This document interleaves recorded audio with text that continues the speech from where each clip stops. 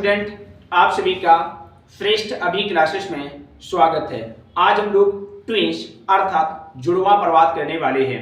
ये क्लास आपके लिए बोर्ड एग्जाम में बहुत ही महत्वपूर्ण साबित होगी।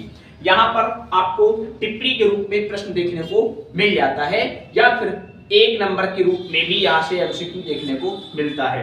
इतना ही नहीं, आप जब फिंगरप्रिंटिंग पढ़ोगे तो वहां पर भी कहीं ना कहीं आपकी बहुत ही हेल्प करेगी क्लास। चलिए हम बात करते हैं यहाँ पर ट्विंस अर्थात जुड़वा। यहाँ पर आपको सामान्यतः दो प्रकार के ट्विंस की बात की जाती है। नंबर एक मोनोजाइगोटिक, जिसे एक युग्मजी कहते हैं। दूसरा डाइजाइगोटिक, जिसे हम द्वियुग्मजी भी कहते हैं। मैंने हिंदी इंग्लिश दोनों को नोट डाउन कर रखा है। चलिए सबसे पहले बात करते हैं मोनोजाइगोटिक अर्थात एक युग्मजी। क्या होता है, ये जो फीमेल होती है उसके अंडाशय से एक अंडाणु उत्पन्न होता है। एक अंडाशय से एक अंडाणु उत्पन्न होता है।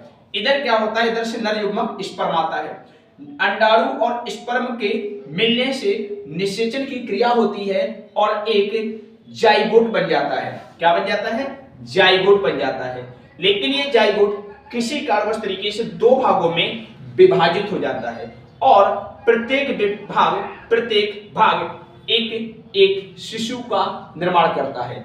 इस प्रकार आपको एक जाइगोट से दो शिशु उत्पन्न होते हुए दिखाई पड़ते हैं। इस प्रकार के जुड़वा को हम मोनोजाइगोटिक कहते हैं। इनमें क्या विशेषता होती है?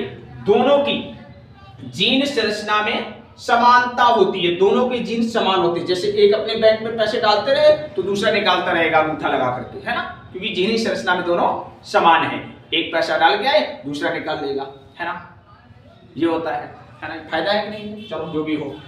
दूसरी बात क्या है, दोनों का एक ही लिंग होगा। या तो दोनों नर होंगे या दोनों मादा होंगे। याद रखना, लिखा है दोनों का एक ही लिंग होगा। या तो दोनों मादा होंगे या दोनों नर होंगे।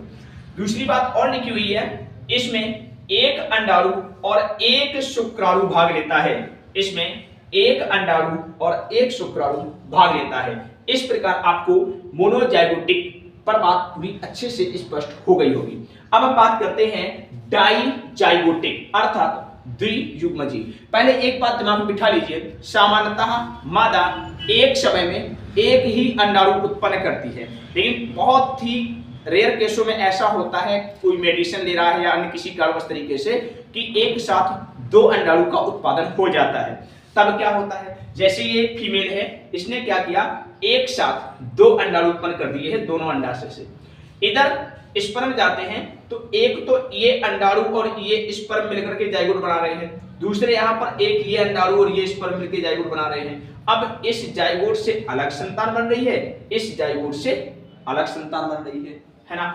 तो यहाँ पर क्या हो जाता है, ये कंडीशन जब देखने को मिलती है, इस प्रकार की जुड़वा संतान को हम डाइजाइगोटिक अर्थात द्वियुग्मजी कहते हैं। अब इसमें क्या होता है, जीन संरचना में भिन्न भिन्न होंगे। इनकी जीनी संरचना कैसी होगी? भिन्न भिन्न। अब यहाँ पर दोनों का अंगूठा अलग तरीके से काम करेगा, याद रखना। अब यहाँ पर ये नहीं होगा कि ये पैसा डाल के जाए निकाल दे, ठीक है ना, क्योंकि जीनी संरचना कैसी हो गई?